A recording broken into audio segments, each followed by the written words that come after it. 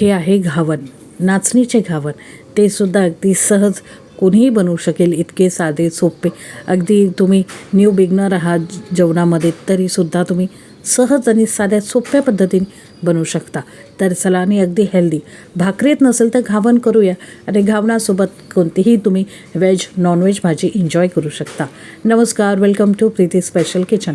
आज आपण बघणार आहोत चमचमीत झणझणीत भाज्यांसोबत चविष्ट असे कॉम्बिनेशन, म्हणजेच नाचणीचे घावन. आता नाचणी किती हेल्दी आहे ते तुम्हाला सहज कळतच असेल. म्हणजे आपल्याला गुगलवरती आजकाल सगळं कळतं, काय पौष्टिक आहे आणि काय अनहेल्दी.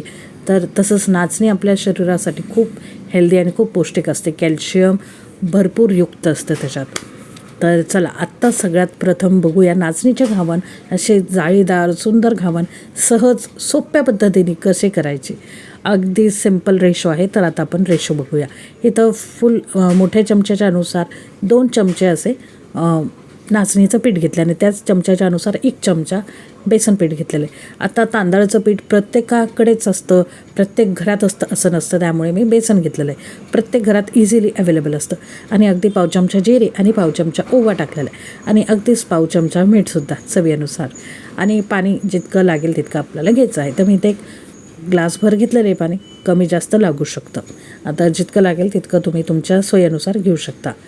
आता हे बघा, पाणी आधी थोडं थोडं करूनच मिक्स करायचं आहे. बस अगदी इतके सिम्पल इन्ग्रेडियंट आहे. जिरे असतात, ओवा असतो, बेसन असतं, आणि मीठ तर आपल्या सगळ्यांकडेच असतं. नाचणीचं पीठ आजकाल प्रत्येक वाण दुकानात, म्हणजे किराणा दुकानात इझिली अवेलेबल आहे. नाचणीचं पीठ, रागीचं पीठ म्हटलं तरीही सहज भेटतं. आणि अगदी सहज जितकं पीठ भेटतं तितकं आपण हे सहज करूही शकतो. ह्याच्यासाठी स्पेसिफिक वेळही लागत नाही जास्त. अगदीच 2 ते 1.5 मिनटात आपलं हे नाचणीचं घावन तयार होतं एक. आता जर तुम्हाला टिफिनमध्ये हवं असेल, डिनरमध्ये हवं असेल, स्पेसिफिकली तुम्हाला चिकन किंवा मटणासोबत हे कॉम्बिनेशन करायचं असेल तरीसुद्धा एन्जॉय करू शकता. व्हेज पनीरच्या भाजीसोबत किंवा कोणत्याही भाजीसोबत जर तुम्हाला एन्जॉय करायचं असेल ते सुद्धा. पिकनिकलासुद्धा आणि टिफिनलासुद्धा, लहान असो किंवा मोठे असो, प्रत्येकाला सहज आवडतील अशी ही टेस्ट अमेझिंग येते. अगदी सिम्पल आणि बेसिक टेस्ट आहे. नुसतं जरी खाल्लं चहासोबत तरीही टेस्ट भारी. सकाळच्या नाश्त्यासाठी, अगदी लहान मुलांना डब्यात देण्यासाठी सुद्धा उत्तम पर्याय आहे. ह्याच्यासाठी जास्त काय लागणार नाही. आपल्याला लोखंडी तवा घ्यायचा आहे. इथं मी बिडाचा तवा घेतला, म्हणजे कास्ट आयर्न तवा घेतलेला आहे. तुमच्याकडे जो कोणता तवा असेल ज्याच्यावरती तुम्ही पोळ्या भाजता तो घेतलात तरी चालेल. साधा लोखंडी असला तरी चालेल. अगदी 1 छोटा चमचा तेल, ज्या चमच्याने आपण पळीने आपण नाचणीचं घावन घालणार आहोत त्याच पळी मी तुम्हाला दाखवलं. अगदीच 1 छोटा चमचा तेल मी स्प्रेड करून घेतलं तव्यावरती. ब्रश वगैरे काही नाही वापरलं, चमच्याने स्प्रेड केलेलं आहे. मग टाकलं, छान गरम झाला तवा की टाकायचं, गॅस स्लो करायचा, आणि मग टाकायचं 1 फुल पळी आपलं बॅटर, म्हणजे ना नाचणीचं बॅटर होतं आपण कालवलेलं ते टाकायचं. वरून टाकायचं अगदी काही थेंब किंवा एकदम पाव चमचा तेल. वरचं सुकत आलं ना जागा तर आपल्याला टाकायचं आहे. आता वरचं अगदी ड्राय झालं तर आपल्याला तेल टाकलं. ह्याच्याने काय होतं की जे आपली जाळी पडते ना त्याच्यामध्ये तेल मुरतं, आणि खालची बाजू इझिली आपल्याला अशी लूज होते. अगदी 1 मिनटं लागतो, कारण की अगदीच पातळ आणि असं सरसरीत आपलं पीठ आहे. आणि प्रत्येक घावन टाकतानाच आपल्याला जे बॅटर आहे ते हलवून घ्यायचे, म्हणजे खाली पाणी वरती पाणी आणि खाली पीठ राहता कामा नाही. ओके, तर जसं मी म्हटलं अगदीच पटकन, अगदीच 1 मिनटात एक बाजू आणि दुसरी बाजूसुद्धा 1च मिनटात. कारण की बॅटर जे आहे ते अगदीच घट्ट नाही आहे, अगदी सरसरीत. जसं मी म्हटलं की पातळी नाही आणि अगदीच घट्टही नाही. मस्तपैकी बेसनाच्या ज्या गाठी आहेत त्या मोडून घ्यायच्या, आणि छान एक संदाचं पातळ पीठ ढवळून घ्यायचं. अगदीच मी म्हणेल की तांदळाच्या घावनासारखं अगदीच पातळ नाही करायचं आपल्याला. तांदळाचं जे घावन असतं त्याचं पीठ जे असतं ते थोडंसं ह्याच्यापेक्षाही पातळ असतं. हे त्याच्यापेक्षा थोडंसं थिक ठेवलेलं आहे. आणि तुम्ही बघू शकता अगदी छान जाळी पडली आणि छान भाजलेलं आहे. हे बघा, छान भाजलेले आणि जाळी आरपार पडलेली आहे हे दाखवायचा प्रयत्न केला. आता ह्या बॅटरमध्ये मोजून 4 छान पोळीच्या साईजचे, म्हणजे चपातीच्या साईजचे घावन तयार होतात. घावनाला तुम्ही आकार कोणताही द्या, ते गोल झालं तरी चालेल, नाही गोल झालं, पहिलं तुम्ही बघितलं फारसं गोल नाही झालं तर आता आपण प्रयत्न केला गोल करायचा, झालेला आहे. फारसं याला दाब देऊन फिरवायचं नाही. म्हणजे जी पळी आपण फिरवतो ना ती फारसं दाब देऊन नाही फिरवायचं. जसं आपण डोस्याचं पीठ फिरवतो अगदी तसं नाही, अगदी अलगद हाताने फिरवायचे. जितकं झेपेल तितकं पातळ हे करायचा प्रयत्न करायचा.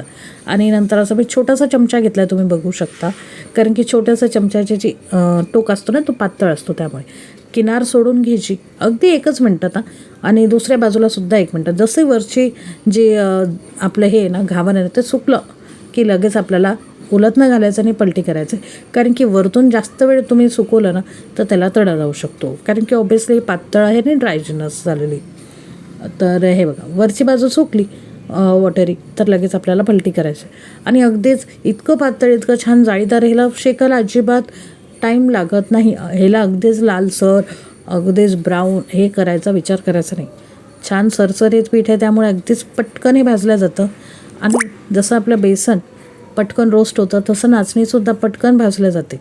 जसं आपण म्हणतो ना तांदळाची भाकरी कशा अगदी डाग न पडतासुद्धा भाजल्या जाते अगदी वाफेत, तसं नाचणीचं सुद्धा आहे. नाचणी आणि तांदूळ हे एक समानच असतात. जर तुम्ही गुगलला सर्च केलं तर तुम्हाला नक्कीच डेफिनेटली कळेल. बेनिफिट सारखेच आहे. अगदी तांदळासारखी बहुगुणी आहे, तांदूळसुद्धा बहुगुणीच आहे. म्हणजे असं नाही की तांदूळ खाऊन जाडच होतं माणूस, नाही. त्याचे दुष्परिणाम ते जर तुम्ही चुकीच्या वेळेला किंवा जास्त उशिरा खाल्ले तर तांदळाचा परिणाम जाडीला फरक पडतो. बट आता मग साऊथचे लोक तर किती इडल्या वगैरे खातात, किती भात खातात. आणि नॉर्थ इंडियाचे लोकंसुद्धा बरेचसा भात खातात, मग ते सगळेच जाड आहेत का? नाही. तर असं गैरसमज एक मत आहे की बाबा भात खाल्ल्याने जाडी वाढते, असं काही नसतं. तर चला आता मुद्द्याचं म्हणजे काय तर नाचणीचं घावन. तर हे बघा किती सरसरीत, तुम्हाला भाकरी नाही आल्या ना तरी चालतील. अगदी सहज हे तुम्ही कोणीही करू शकता, इतकं सहज आणि सोपं आहे. जसं मी तुम्हाला पहिले 2 घावन तेल लावून दाखवले तर आता हे तूपसुद्धा तुम्ही याचं वरून स्प्रेड करू शकता. महत्त्वाचं हे की जी वरची बाजू आहे ती छान ड्राय व्हायला हवी. अगदी 1 मिनटात ड्राय होते.